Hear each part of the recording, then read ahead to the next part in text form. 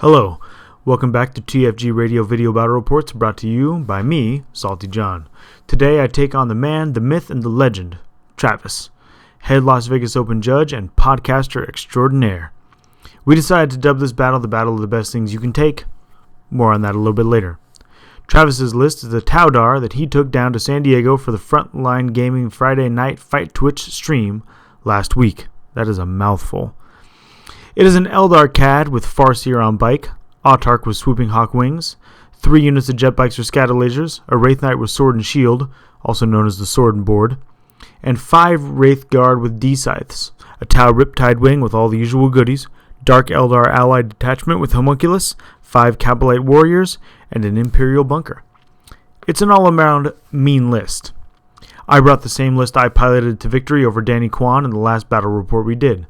White Scar's Demi Battle Company, Khan on Moondragon, Command Squadron bikes with 3 grav, 2 shields, 2 axes, 2 5-man tactical squads and rhinos with grav cannons, 5-man tac squad with a melted gun and pod, land speeder with heavy flamer, 3 grav centurions, White Scar's CAD with a librarian level 1 with hunter's eye, 5 scouts, 5-man tactical squad with a melted gun and drop pod, a fast attack drop pod for those grav centurions to ride in, Storm Talon with las cannons, relic Sikaran with Legacy of Shorosh and las cannons, 2 Thunderfire cannons. They're separate units this time. Everybody calm down. The mission we rolled up was ITC Mission 2, the Relic, with hammer and anvil deployment. Alright, so here we are before turn 1, before the attempt to seize. So the White Scars scouted up. You'll see all this scouting going on. And the Eldar have the first turn like we talked about, so let's go ahead and see if I can seize the initiative. I did, as is the tradition between Travis and I. All right, we'll be back. All right, here we are at the end of the top of 1, so end of John's turn, and I moved everything up, emptied the grav into the Wraith Knight, so that's gone. Tried to do some damage to the bikes with the Thunderfire cannons, wasn't able to do it. Put a couple of wounds on the one Riptide with the Sikaran. And my objectives for this turn were 3 and 4, which is kill a unit and have a unit at least partially within 12 inches of the enemy deployment edge, so it's likely I could get 1. Well, I already got 1, but it's likely I could get 2. So we'll see how Travis does. Travis and I have a long history of me seizing the initiative on him in games. If you go back and listen to different TFG radio podcasts, you'll hear that he kind of has this as something that happens a lot to him, period. That being said, I'm still not sure I like the seize the initiative mechanic being in the game. It really puts players on the back foot, and even if you do plan for it, like Travis always does, it can still really leave you at a disadvantage. I mean, it kind of speaks to the strength of the Wraith Knight that you can lose one and still stay in contention of the game. But I was able to get a Wraith Knight for free, basically, because I get to drop all my grav in by seizing on him. We'll see how Travis does coming back from that, but as you're going to see, even losing that 300 plus point Wraith Knight doesn't put him on too much of a back foot in this game. Here we are at the end of the bottom of 1, and Travis's turn. He put out a bunch of shots, and he took down all but 1 Marine over there, and he took out the Thunderfire cannon here, leaving the Tech Marine in place. Moved up his Riptides. Currently the score sits at 2. I went ahead and scored mine for the next turn. I got 3 and 4. Travis took 2 and 5 as his objective, so he has to hold 2 and kill a unit. Like I said earlier, losing that Wraith Knight right away really sucks for Travis. But there's some things in his list that are really good and build in a lot of different layers. For example, the Wraith Knight isn't the be-all end-all hammer to the anvil. He's got D-Scythes dropping in still, and he's got a Riptide wing. And a Riptide wing is still great, so even though I get that Wraith Knight right away, if you watch throughout the rest of this game, that Riptide wing is going to do quite a bit of work. Here at the end of the top of 2, and I moved a bunch of stuff around. I turbo boosted over to get towards the Relic. The only real shooting I had, because Travis is smart and keeps those guys 24 inches away from my grav, was the Sikaran, who took down the 1 wounded Riptide. The Tech Marine, who lost his Thunderfire cannon, retreated. And for this turn, I chose 4 and 5, so kill unit and kill unit. I did kill 1 unit, but I was not successful in getting 2. This is the end of Travis's turn 2, and it's a pretty crazy turn.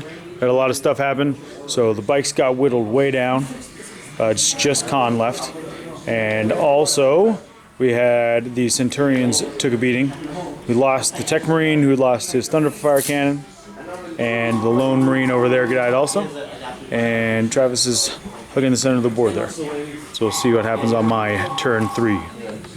So at this point in the game, it's my turn to be on the back foot. And Travis has effectively moved up, grabbed the relic, whittled down the unit that I needed to grab the relic and contest it.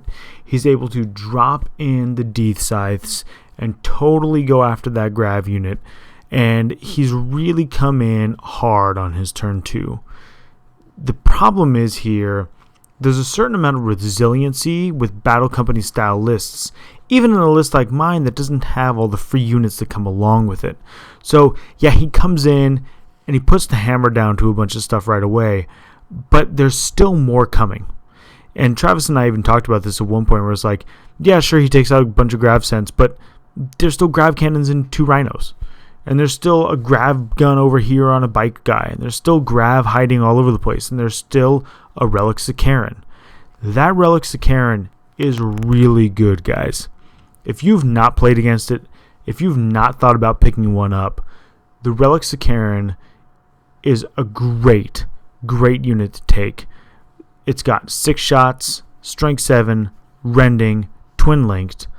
Plus, it's got the las cannons, and you can give it different legacies for all kinds of things that range from Interceptor to Tank Hunter to Skyfire. Here at the end of top of 3, end of John's turn, and a bunch of my stuff, the last 2 things I needed came on, Storm Talon and a Drop Pod. Drop Pod Melta Gun failed to destroy the bunker. This guy came on, didn't do much. I was able to kill off the rest of the D-Drop, and Khan was able to charge in and kill off bikers there. So we'll see how the remainder of this turn goes. Currently the score is I've got 3, Travis got 1. I will definitely score 1 of mine, which is kill a unit, and then the other one is to hold a 1. Here at the end of the bottom of 3, so Travis's turn is done. He put the herd out and killed the last Centurion and Librarian. Killed off Khan. Popped open a Rhino. And he's moved over here because one of his objectives is to be within 12 of my board edge. So as it currently stands, we went ahead and scored for the beginning of the next turn.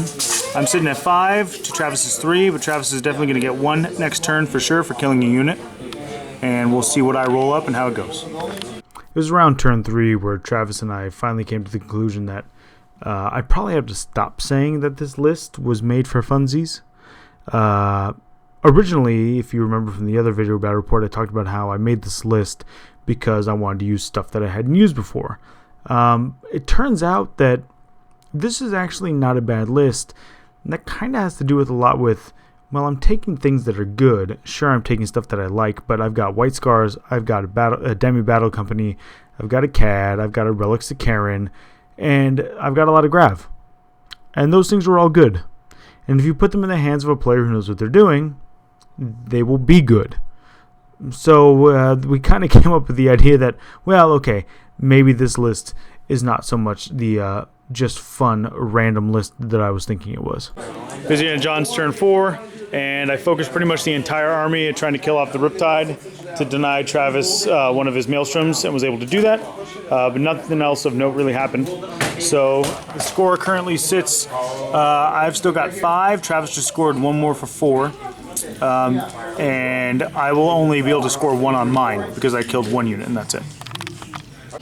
Here at the end of Travis's turn 4, and he put some herd down on some rhinos over here, knocked down the Thunderfire Cannon, Tech Marine, and killed off a bunch of guys from the Melta-Gun squad that was threatening his bunker. Score currently, we scored for my turn already, adding 1 for the kill unit. Travis chose to get 2 and 5, so he's got to hold 2 and kill a unit, and he already killed a unit, so he'll be scoring that one later. So at the end of turn 4, I'm feeling fairly confident that I can win this game. With ITC missions, the fact that the relic is you roll 3 options and you pick 2, but you don't score until the beginning of your next turn is really important for you to remember as your opponent's opponent. Okay, so let me explain that real quick. You just saw in the video that Travis rolled to have one of his units within 12 inches of my board edge. I went ahead and decided I was going to score one of my maelstroms for sure, but I was going to make sure that he did not get either of his. Now the one, he ended up not getting on his own, but the other one, I had to kill that Riptide. And I literally fired everything I could at it, and what ended up taking it out in the end was a Thunderfire cannon. And it might have seemed like a waste to fire the Thunderfire cannon at that when I could have fired it at the 3 guys holding the relic, 3 very squishy jet bikes holding the relic. But I wanted to make sure I denied that maelstrom point. And that's kind of an important decision that you need to be aware of as you play these ITC missions, that it's not just primary and secondary. They're both worth 4. They're worth the same amount of points. So if you can deny your opponent a maelstrom for 1 round, you can give yourself a leg up. It's the end of John's turn 5, and we put a bunch of wounds on this Riptide with some grab and things. I remembered my tactical doctrine for the first time ever. We made a set of bikes break and run. Currently, we're sitting at a tied game as far as maelstrom goes. So Travis did score both of his already at the beginning of his turn 5. And we've got the relic under the control of his Farseer. And the game keeps going. Okay. So I probably lose. Travis went ahead and took the relic and through the portal, right? No, they just ran away. Oh, they just ran away, okay. There's no portal on this list. Okay. Otherwise all this would be alive and be a much different game. Okay. So, they're over here. And kill anything. I did not kill anything, so nothing. Right. And you got 1 and 3, yeah. So I'll end up having scored the 2. So I'll be sitting at 7. Travis won't have scored any of his. At this point, Travis has kind of realized that the game is over for him. If it had ended on 5, he'd have been set. It's a little bit crazy when you start to think about the fact that if the game had ended on 5, he'd be fine. But when the game began, he started off so badly with me seizing on him and killing off that Wraith Knight. That really speaks to 2 things. One is the cheapness of the Wraith Knight, and the second is the effectiveness of these Taudar style lists with high speed, high ability, but also major damage output. All right, here we are. We kind of just worked out what was going to happen for the rest of the game because there's not much that can happen. We worked out that Travis is definitely going to get the relic. I took my 1 pot shot at his guys with the Stormbolter. Didn't do anything. So basically what it ended up doing was Travis got the primary of the relic, and I got the secondary for the maelstroms. And I also got Slay and Table Quarters. Travis only, or no, I didn't get Slay. I got Table Quarters and First Strike. The Warlord? Yeah, because the odds starts the Warlord. Oh, okay.